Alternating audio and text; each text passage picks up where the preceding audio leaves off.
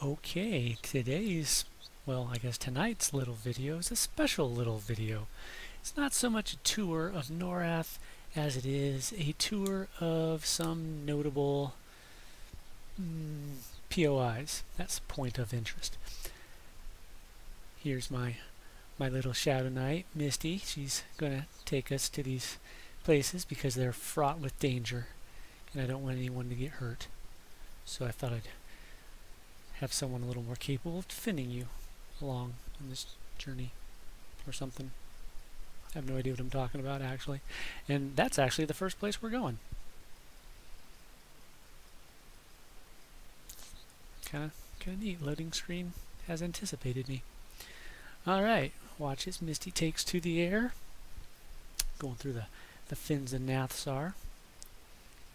One day we might actually make it to this area for our tour, but for now we're just going to focus on the Field of Bones. It's got a nice cheery name to it. It's a place where you can find lots of rainbows and lollipops and butterflies and happy feelings. Not really. I just made that up. Yeah, we're just flying along is what we're doing here. Misty's dropping pixie dust all over the place. Although, she wouldn't really be dropping pixie dust now, would she? Because Fae aren't pixies, they're actually flowers. Yeah. That's right. Well, then again, sometimes it's hard to tell with the lore and EQ because sometimes they'll say one thing and then someone else will say something else and you're not really sure who you should believe. It's kind of annoying, especially when it's the background lore from EverQuest 1 tying into EverQuest 2. Sometimes they directly contradict themselves. For example, the destruction of the moon. Great example, actually. Before this game came out, they had their website with preview stuff like the different emote animations and what the different races were going to be. And they were talking about the destruction of the moon and what caused it. Well, to date, there are 3 causes for the destruction of the moon.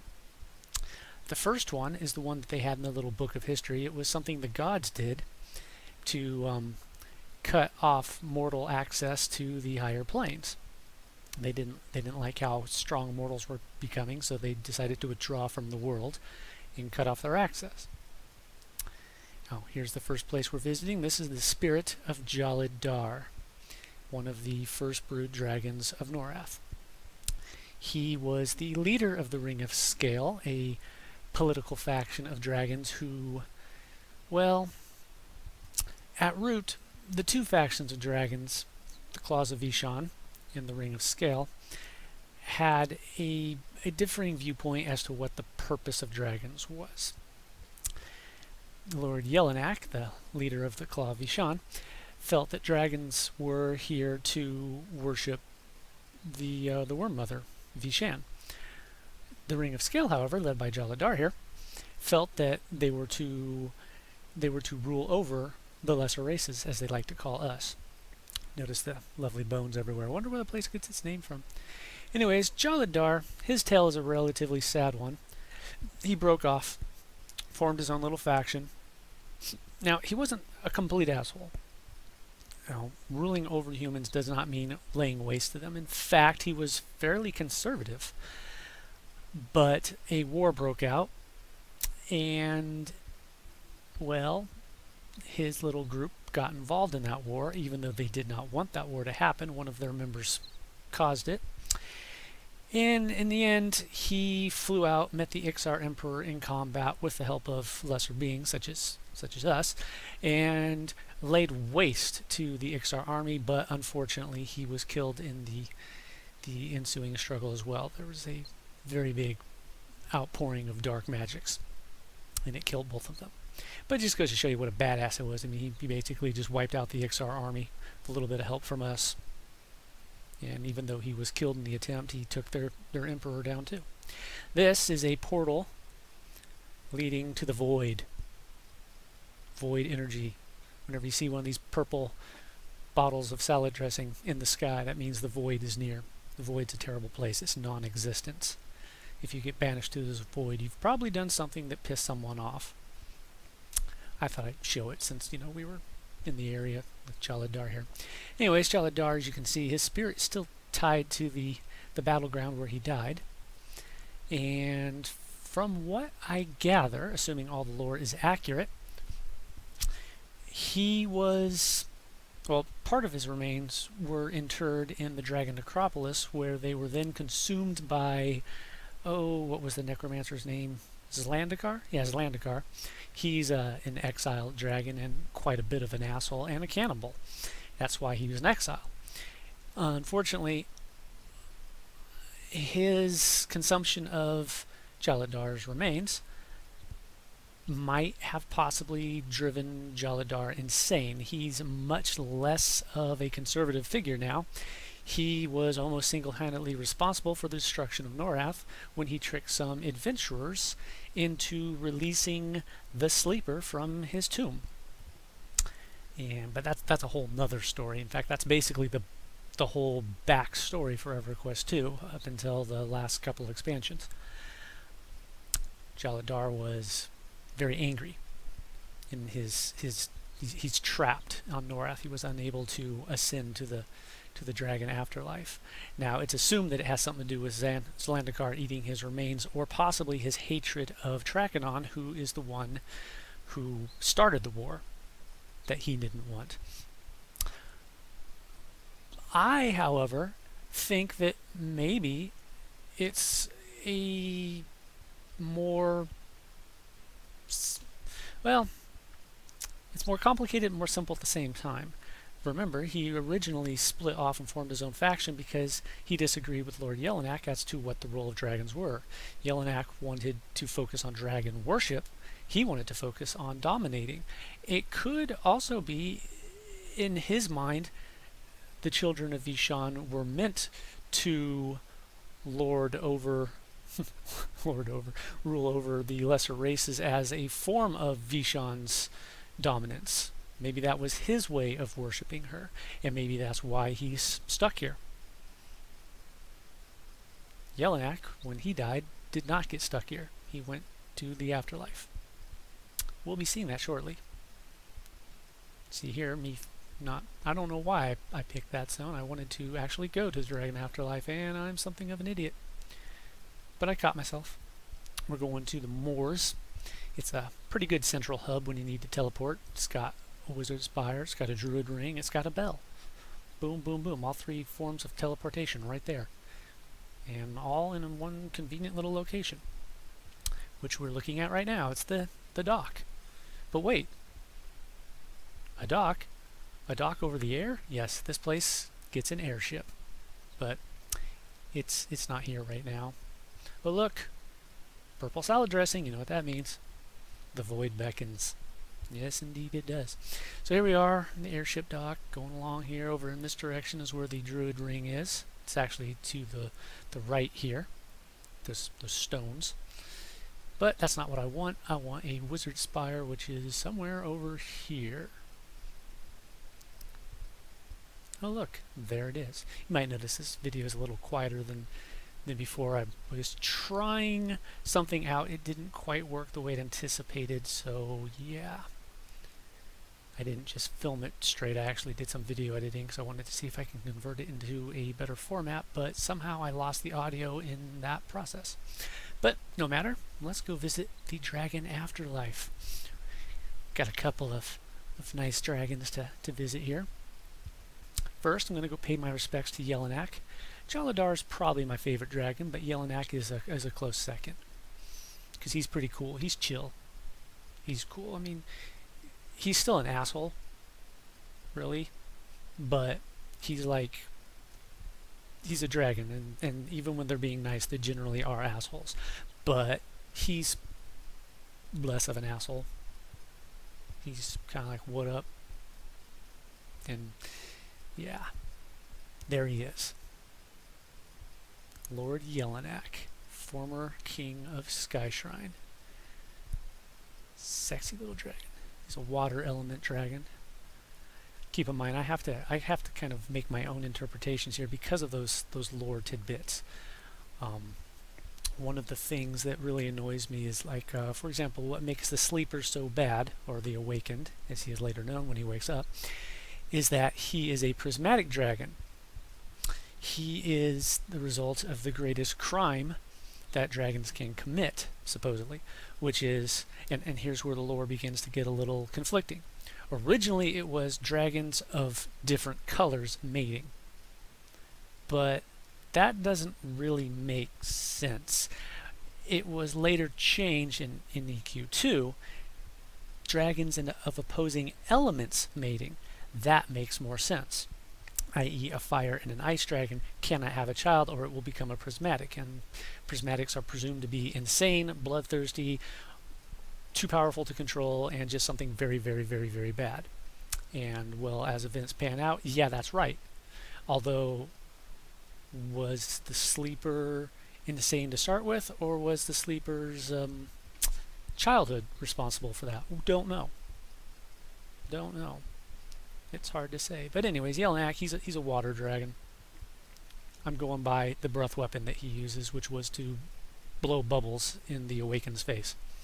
It was really cute. But that's okay. The Awakened got back by vomiting a rainbow on him. So, hey, you know, it's pretty interesting. And here's where I got my islands completely confused. It's been a very long time since I've been up here, so bear with me. But this is not where I wanted to go next. I wanted to pay my respects to Yelnak, which we just did.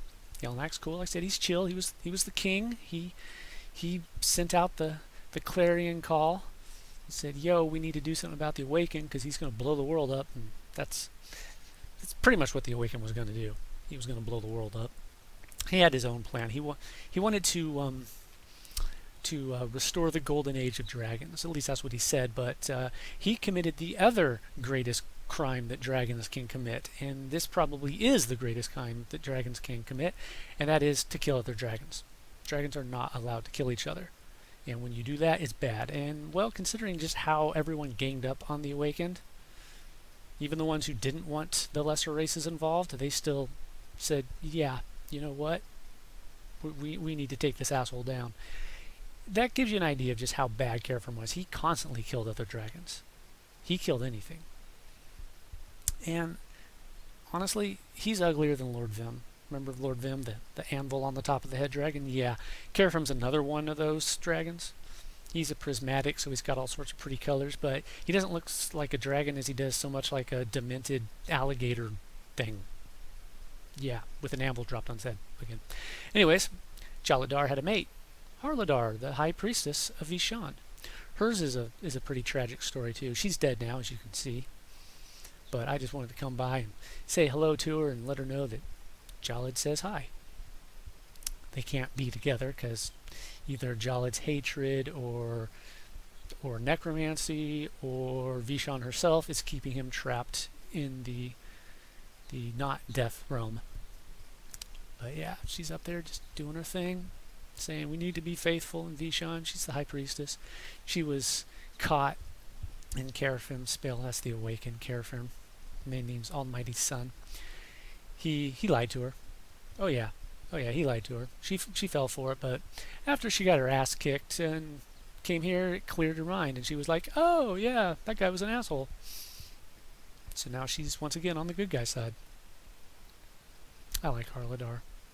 That, and she's cool looking. That's why I like her and Jaladar so much. They just look fucking cool.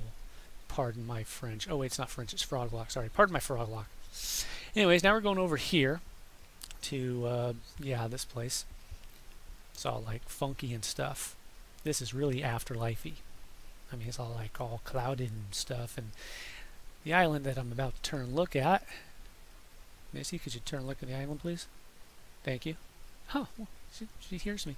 Yeah, there's a dragon that sometimes spawns here, but he's not there now. He has a truly sad tale. I can't even remember his name, which is also sad. Unfortunately, what's worse is just how awful his model looks. It looks like he's made out of like melted tar. His mouth in particular, when he opens it up to roar, it looks like it's gummed shut with tar, like your video card has literally caught fire and is now dripping down in you know, coagulating in the bottom of your PC case. I don't know why he looks that way. Maybe Sony Yeah, it was Sony at the time, so maybe Sony was trying to go for some type of special effect, and I'd have to say that they missed spectacularly. Anyways, since we're in the area, we're going to go take a look at the next dragon on our list. He actually wasn't on our list, but I wanted to just, include him because I do feel kind of bad for him. Yeah, that's right, it's Lord Vim himself, yeah. Here he is in the Afterlife, where he can have eternal anvils dropped on his head. He's got his own little groupie section over here. They're all like hanging out. Lord Vim's so awesome. Lord Vim's so cool. But he looks like a jackass. He still serves the awakened even in death. But yeah, he won't even talk to me. So dude, I killed you. You'd at least think that he would want to tell me to fuck off. But he doesn't. But then again, I think about Harladar didn't recognize me. In fact, when I told her I wasn't dead, she didn't believe me. She thought I was confused by my death. And I hadn't accepted it yet. And I'm like, no, I really am actually alive. I kicked your ass, and now I'm going to go kick Carafrim's ass. Carafrim is he's a chump. He's a chump. Anyways, I'm going to fly back this way. And then there was one last dragon I wanted to show you, but it didn't hit me until I got to the main island over there. You might be wondering why I keep going for these clouds. Well, sometimes you get stuff from them, like that collectible item. It's an aerial collection. Sometimes they penalize your airspeed, and other times they buff your airspeed. I think this one buffed it. Yeah, there I go. Look at that, warp speed.